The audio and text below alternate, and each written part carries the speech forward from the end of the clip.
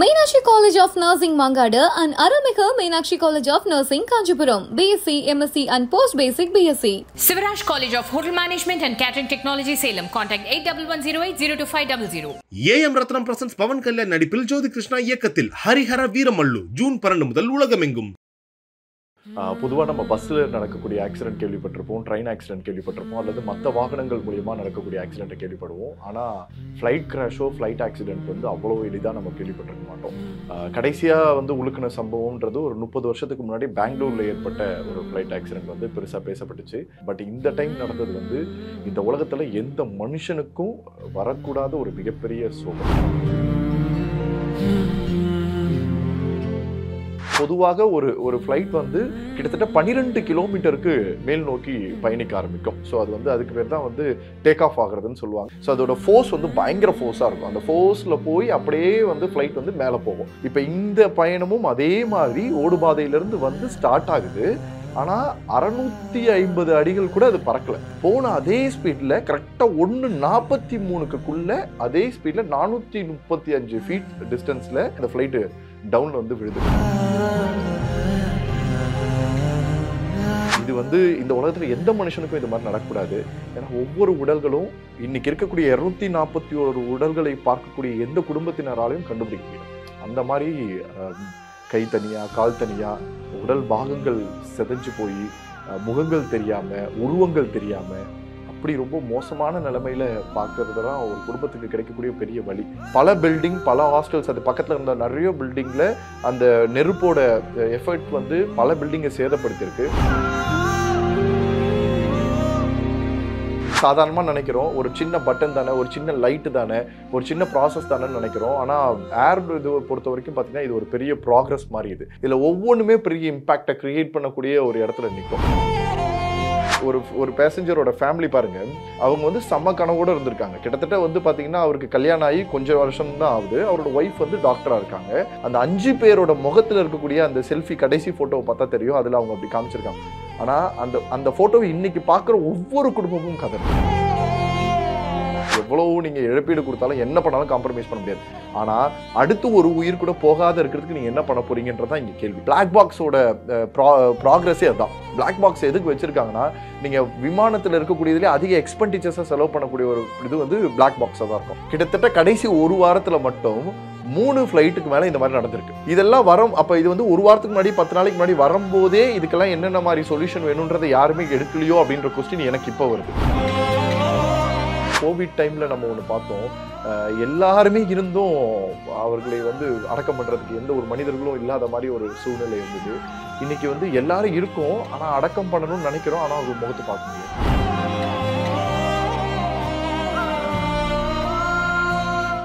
வணக்கம் சார். வணக்கம். ஸோ நம்மோட இருந்திருக்கும் பார்த்தீங்கன்னா Harikrishnan sir. So Tamil Nadu rescue coordinator sir இருந்திருக்கோம். சார் இப்போ நம்ம என்ன பேசுகிறோன்னா, அகமதாபாத் ஃப்ளைட் கிராஷ் பற்றி பேசுகிறோம். என்ன நடந்தது அந்த சம்பவம் பற்றி ஃபஸ்ட்டு சொல்லுங்கள். ஆக்சுவலி இந்த மாதிரி இன்சிடென்ட் நம்ம அவ்வளோ சீக்கிரத்தில் கேள்விப்படவே மாட்டோம். பொதுவாக நம்ம பஸ்ஸில் நடக்கக்கூடிய ஆக்சிடென்ட் கேள்விப்பட்டிருப்போம், ட்ரெயின் ஆக்சிடென்ட் கேள்விப்பட்டிருப்போம், அல்லது மற்ற வாகனங்கள் மூலியமாக நடக்கக்கூடிய ஆக்சிடென்ட்டை கேள்விப்படுவோம். ஆனால் ஃப்ளைட் கிராஷோ ஃப்ளைட் ஆக்சிடென்ட் அவ்வளோ எளிதாக நம்ம கேள்விப்பட்டிருக்க மாட்டோம். கடைசியாக உழுக்கின சம்பவம்ன்றது ஒரு 30 வருஷத்துக்கு முன்னாடி பெங்களூரில் ஏற்பட்ட ஒரு ஃப்ளைட் ஆக்சிடென்ட் பெருசாக பேசப்பட்டுச்சு. ஆனால் அந்த டைம் பில்டிங்லாம் கிடையாது. அப்போ ஒரு வயசான மாடுகள்லாம் மேய்ச்சிட்டு இருக்கும்போது அது போய் விழுந்ததாகவும் அதனால விலங்கினங்கள் பல உயிர் சேதங்கள் நடந்ததாகவும் நம்ம பேசணும். பட் இந்த டைம் நடந்தது இந்த உலகத்தில் எந்த மனுஷனுக்கும் வரக்கூடாத ஒரு மிகப்பெரிய சோகம். ஏன்னா ஒரு செகண்டில் 241 மனிதர்களோட உயிர் போகிறதுன்றது அவ்வளவு சாதாரணமான ஒரு விஷயமா கடந்து போயிட முடியாது. இப்போ பேசுறதுக்கான காரணம் கூட இன்னொரு வாட்டி இந்த மாதிரி ஆக்சிடென்ட் நடந்துடக்கூடாதுன்றதுக்காக தான் இது தொடர்ந்து இந்தியா முழுக்க பேசிக்கிட்டே இருக்காங்க. எப்பவுமே பார்த்தீங்கன்னா ஒரு விமானம் அப்படின்னு கிளம்பணும் அப்படின்னா அது டொமஸ்டிக் இன்டர்நேஷனல் ரெண்டாக பார்க்கும்போது டொமஸ்டிக் இந்தியா முழுக்க போகும், இன்டர்நேஷனல் முழுக்க போகக்கூடிய விமானங்கள்னு இருக்கும். ஸோ 2 விமானங்களுக்குமே பார்த்தீங்கன்னா பர்ஃபெக்ட் செக்கிங் வச்சுருப்பாங்க. கிட்டத்தட்ட ஒவ்வொரு விமானத்திற்கும் ஒரு 200 வகையான செக்கிங் ப்ராசஸ் இருக்கும். ஸோ எல்லாம் ப்ராப்பராக இருக்கா, கரெக்டாக ஒர்க் ஆகுதா, ஈவன் தோ பேசஞ்சர் உட்கார்ற சீட்லேருந்து உள்ளே போகிறதுலேருந்து இந்த ஃபெசிலிட்டிஸ்லேருந்து கால் பட்டன் நமக்குன்னா அவங்க பார்க்குறதுலேருந்து அதோட ரன்னிங் இதுலேருந்து கெப்பாசிட்டிலேருந்து ஃபியூல் இதுலேருந்து பைலட் உட்காரக்கூடிய அந்த இடத்துல ஒர்க் பண்ணக்கூடிய எல்லா ப்ராசஸுமே ப்ராப்பராக இருக்கக்கூடிய செக் பண்ணக்கூடிய ஃபெசிலிட்டிஸ் அவ்வளோ விஷயங்கள் இருக்கும். எப்பவுமே பேசஞ்சர்ஸ் போர்ட் பண்ணுற டைமும் ஒரு 1.5 hours ஆகுதான். இது எல்லா செக்கிங் ப்ராசஸும் சைமல்டேனியஸாக பண்ணுவாங்க. பேசஞ்சர்ஸ் வந்து கிட்டத்தட்ட ஒரு 35 மினிட்ஸ்க்கு முன்னாடியே ஃப்ளைட்டில் போர்டு ஆகிடுவாங்க. எப்போவுமே போர்டு ஆனதுக்கு அப்புறமாவும் திருப்பி அந்த செக்கிங் ப்ராசஸ்லாம் கம்ப்ளீட் பண்ணி ப்ராப்பராக இருந்தால் மட்டும்தான் ஃப்ளைட் வந்து ப்ரொசீடே பண்ணுவாங்க. இல்லைனா ஃப்ளைட்டை உடனே சேஞ்ச் பண்ணிடுவாங்க. அப்படி இல்லைன்னா அந்த கோளாறுகளை சரி செய்ததுக்கு அப்புறம் தான் அந்த ஃப்ளைட் வெளியில் போகும். அகமதாபாத்தில் இந்த ஃப்ளைட்டும் அதே மாதிரி கொஞ்சம் டிலேவாக தான் எடுத்திருக்கிறதா கூட சொல்கிறாங்க. ஆல்மோஸ்ட் வந்து ஒரு 1:35க்கு மேலே தான் அது வந்து கமெண்ட்ரிலாம் கொடுக்க ஆரம்பித்து மூவ் ஆகி ரன்லே நோக்கி நகர்ந்துருக்கு. அந்த ஓடுபாதைன்னு சொல்லுவோம். ஒரு 1:38க்கு அதோட ஃப்ளைங் ஸ்டார்ட் பண்ணதாக சொல்லப்படுது. ஆனால் இதில் சோகம் என்னென்னா, பொதுவாக ஒரு ஃப்ளைட் வந்து கிட்டத்தட்ட 12 கிலோமீட்டருக்கு மேல் நோக்கி பயணிக்க ஆரம்பிக்கும். ஸோ அது வந்து அதுக்கு பேர் தான் வந்து டேக் ஆஃப் ஆகுறதுன்னு சொல்லுவாங்க. அந்த டைமில் நம்ம எல்லாரும் சீட் பெல்ட் அணிந்தே இருக்கணும். அது வந்து ரூல்ஸ், அது கம்பல்சரி. ஸோ அதோட ஃபோர்ஸ் வந்து பயங்கர ஃபோர்ஸாக இருக்கும். அந்த ஃபோர்ஸில் போய் அப்படியே வந்து ஃப்ளைட் வந்து மேலே போகும். இது ஒரு 12 கிலோமீட்டர் போனதுக்கு அப்புறமா தான் ஒரு செட்டில்மெண்ட் ப்ராசஸ்க்கு வந்து அதற்கப்புறமா கொஞ்ச நேரம் கழிச்சு தான் சீட் பெல்ட்டை நீங்கள் ரிமூவ் பண்ணுறதுக்கான ரிலாக்ஸேஷன் ப்ராசஸே பண்ணுவாங்க. இதுதான் ப்ரொசீஜர்ஸே. இப்போ இந்த பயணமும் அதே மாதிரி ஓடுபாதையிலிருந்து வந்து ஸ்டார்ட் ஆகுது. ஆனால் 650 அடிகள் கூட அது பறக்கலை. அந்த ஃபீட் மீட்டர்ஸ் கூட அது வந்து கிராஸ் பண்ணவே இல்லை. போன அதே ஸ்பீடில் கரெக்டாக 1:43க்குள்ளே அதே ஸ்பீடில் 435 ஃபீட் டிஸ்டன்ஸில் ஒரு நிமிஷத்துக்கு 435 அடி அந்த மாதிரி ஒரு கேல்குலேஷனில் அந்த ஃப்ளைட்டு டவுனில் வந்து விழுது. அப்படி விழும்போது பார்த்தீங்கன்னா பில்டிங், ஏன்னா நீங்கள் அங்கே இருக்கக்கூடிய அகமதாபாத் ஏர்போர்ட்டை தாண்டி இருக்கக்கூடிய இடம் எல்லாமே பில்டிங்ஸாக தான் இருக்கும். யூஸ்வலியே நீங்கள் நிறைய இடம், இப்போ நம்ம சென்னையே எடுத்துக்கோங்களேன், பல்லாவரம் ஏர்போர்ட் இருக்குது அப்படின்னா அந்த ஏர்போர்ட்டை தாண்டி மற்ற இருக்கக்கூடிய எல்லா இடமும் ரெசிடென்ட்ஸ் வாழக்கூடிய இடமாக தான் அதிகமாக இருக்கும். இந்த மாதிரி தான் அதிகபட்சமாக எல்லா ஸ்டேட்லையுமே இருக்குது. ஸோ அதே மாதிரி தான் அந்த இடத்துல இருந்து வெளியில் வரக்கூடிய அந்த கரெக்டாக அந்த ஃப்ளைட் கிராஷ் ஆகிற இடம் பார்த்தீங்கன்னா கரெக்டாக காலேஜோட கேம்பஸ். அதில் அந்த காலேஜில் இருக்கக்கூடிய under graduate and post graduate படிக்கக்கூடிய மாணவர்கள் உணவு சாப்பிடக்கூடிய, அதாவது லஞ்ச் பிரேக் எடுக்கக்கூடிய, லஞ்ச் சாப்பிடக்கூடிய ஒரு இடத்துல போய் அந்த ஃப்ளைட் கரெக்டாக போகுது. இதில் என்ன ஒரு பெரிய விஷயம் அப்படின்னா, யூஸ்வலி நடக்கக்கூடிய ஆக்சிடென்ட்லேருந்து அதை மீட்கிறதே ஒரு பெரிய ஒரு பயணமாக இருக்கும்.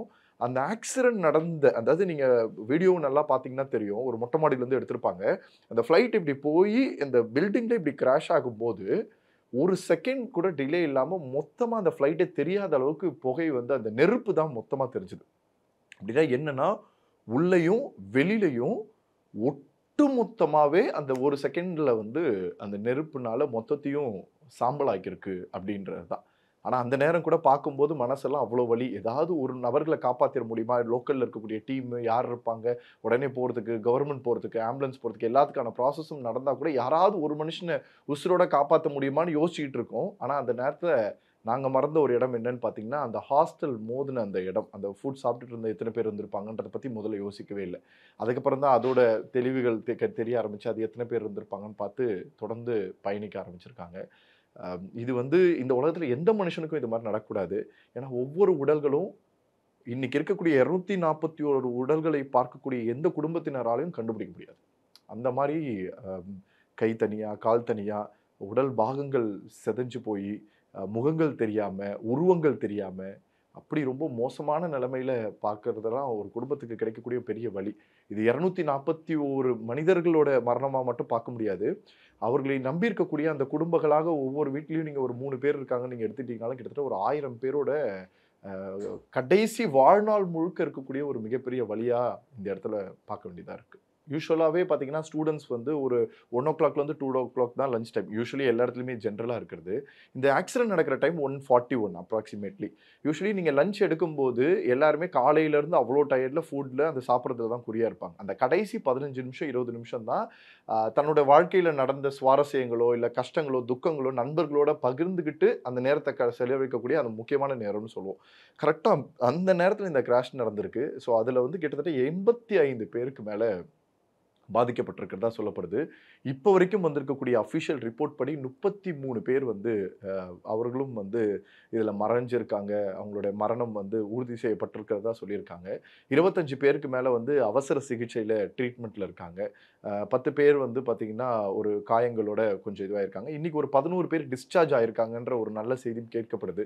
ஆனால் எந்த பாவமும் பண்ணாமல் அந்த அந்த ஃப்ளைட்டில் ஜேர்னியே பண்ணாமல் எந்த பயணத்திற்கும் தயாராகாமல் தன்னுடைய மருத்துவ கனவுகளை மட்டும் சுமந்து, அதில் வந்து வெறும் அகமதாபாத்னா குஜராத்தில் இருக்கக்கூடிய மாணவர்கள் மட்டும் கிடையாது, இந்தியா முழுக்க இருக்கக்கூடிய மாணவர்களும் இருந்திருக்காங்க. ஏன் தமிழ்நாட்டோட மாணவர்களும் இருக்காங்க, வெளிநாட்டவர்களோட மாணவர்களும் இருக்காங்க. எல்லாரும் இருந்த அந்த ஒரு இடத்துல இந்த துயரத்தில் அவர்களையும் வந்து மாற்றுறது வந்து ரொம்ப பெரிய இது.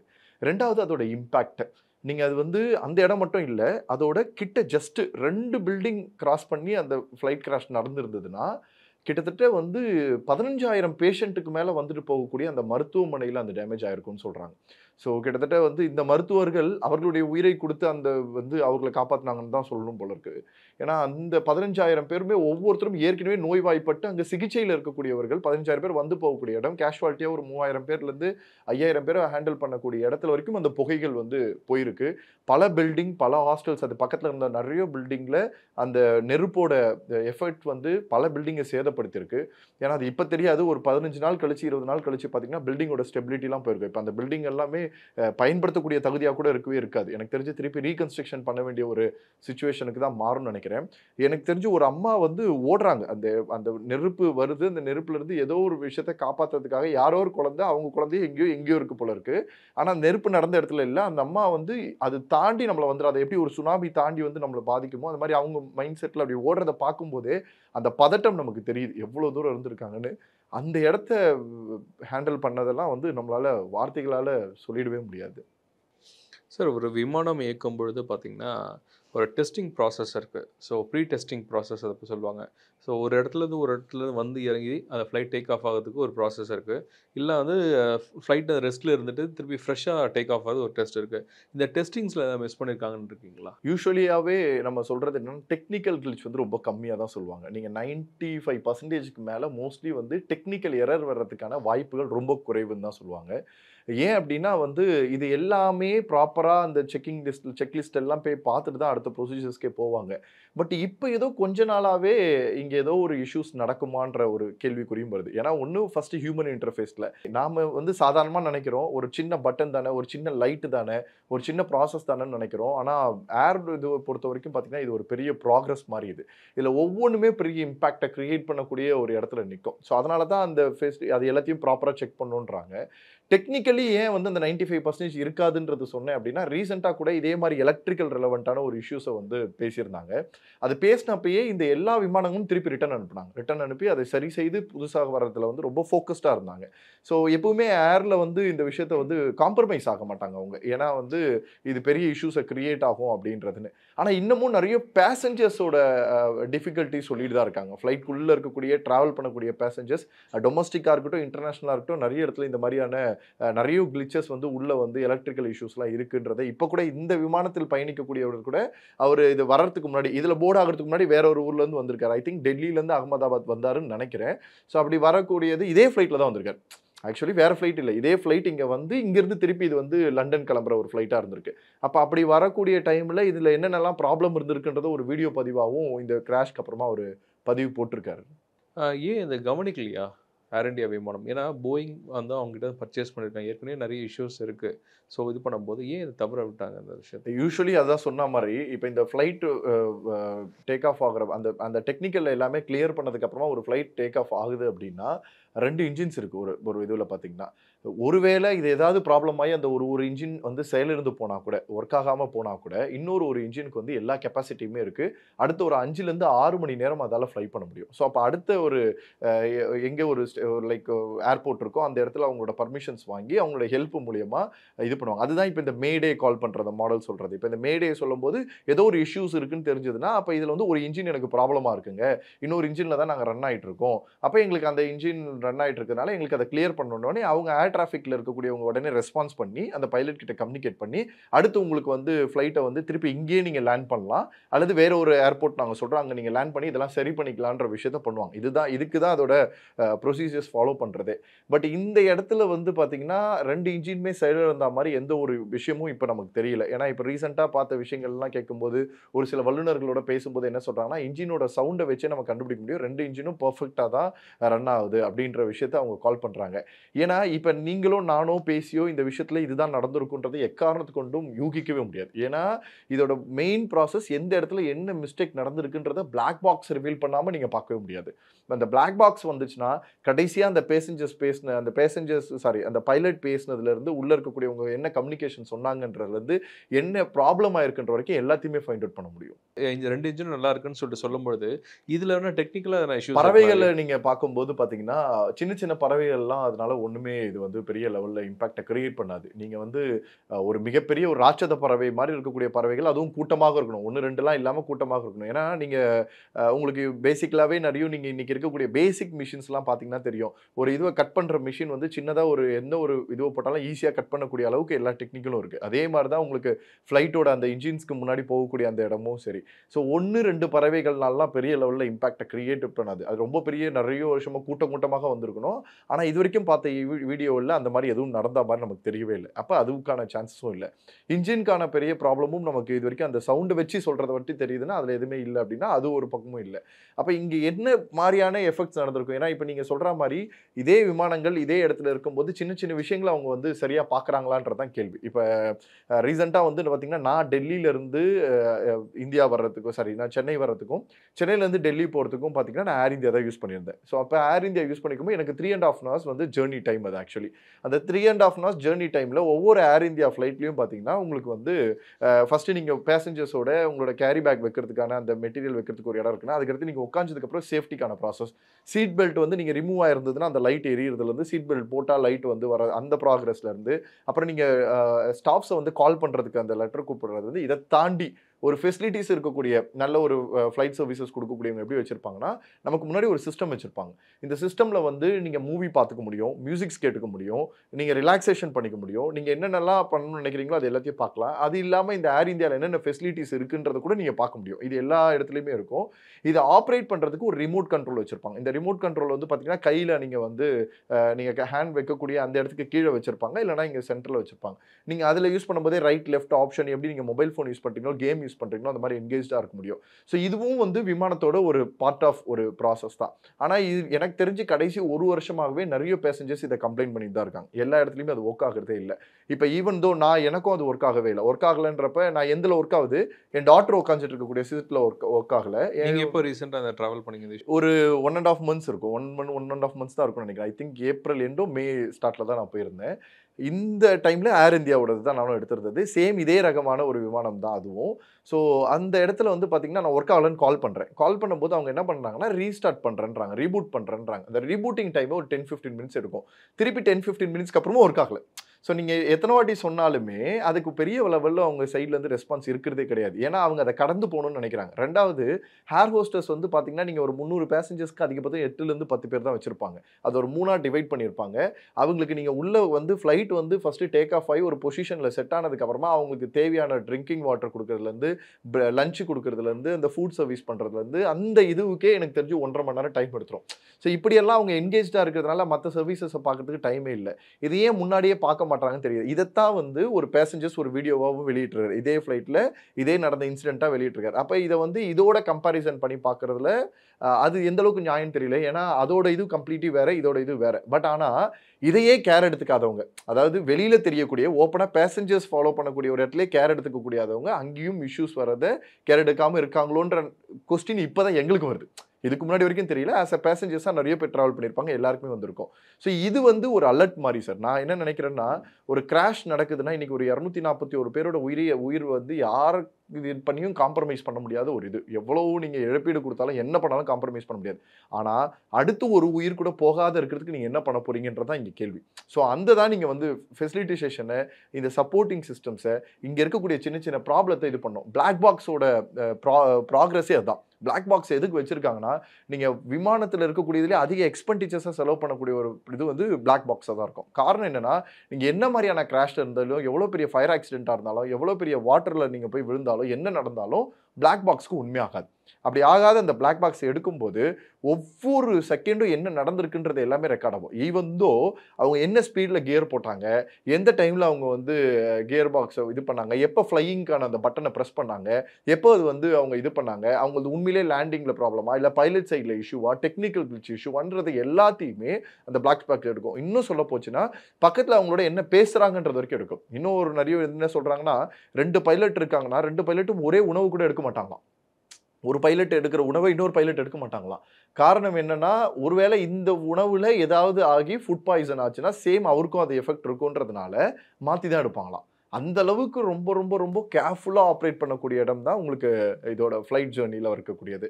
ஸோ அப்படி இருந்து இந்த இடம் நடந்திருக்குன்னா இது நமக்கு கிடைச்சிருக்கக்கூடிய ஒரு முன்னாடியே சொல்லக்கூடிய ஒரு சைனாக பார்க்குறோம். ஏன்னா நீங்கள் பாருங்கள், இன்னைக்கு இதுக்கு ஒரு 5 நாளைக்கு முன்னாடி ஒரு நியூஸ் வந்துச்சு சார்.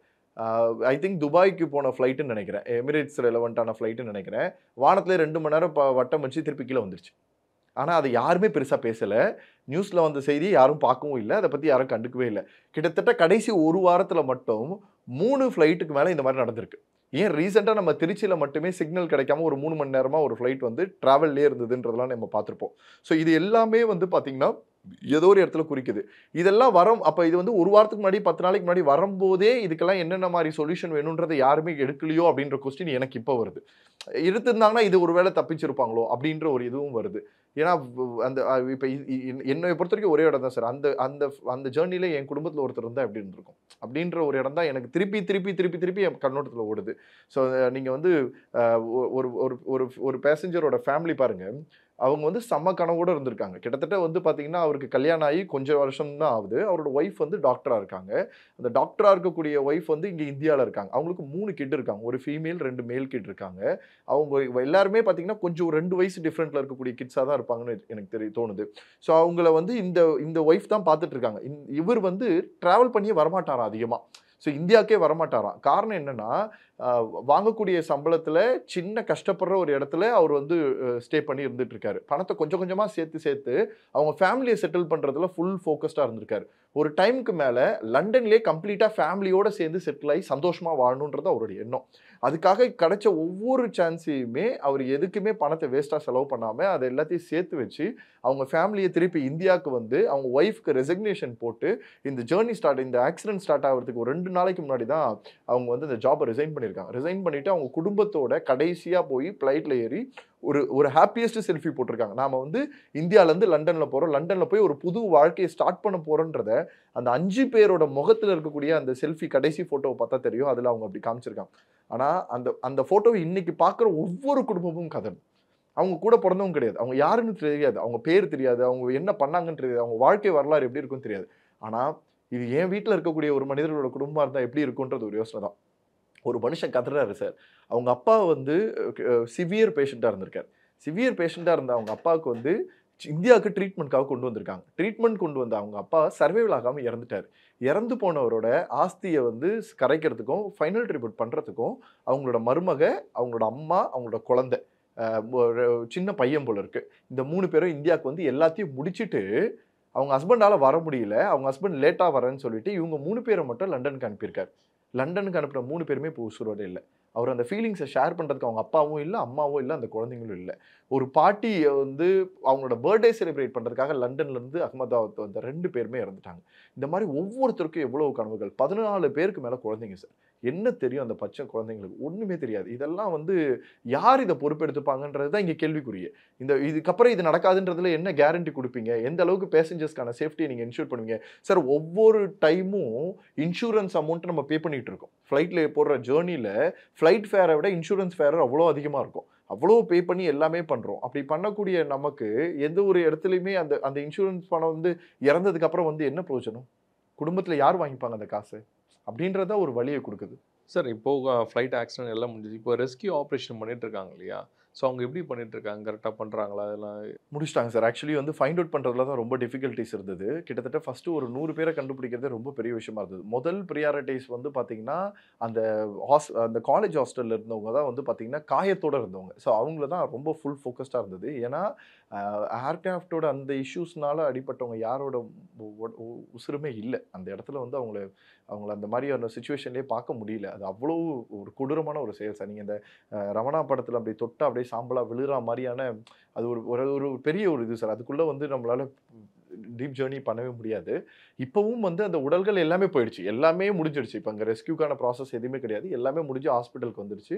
இப்போ என்னென்னா அவங்களுக்கான டிஎன்ஏக்கான ப்ராசஸ் பண்ணி அந்த உடல் குறாய்வுகள்லாம் முடிச்சு வச்சுட்டாங்க. முடிச்சுட்டு ஒரு மஞ்சள் கலரில் ஒரு பேக் போட்டு ரெடி பண்ணி வச்சுட்டாங்க.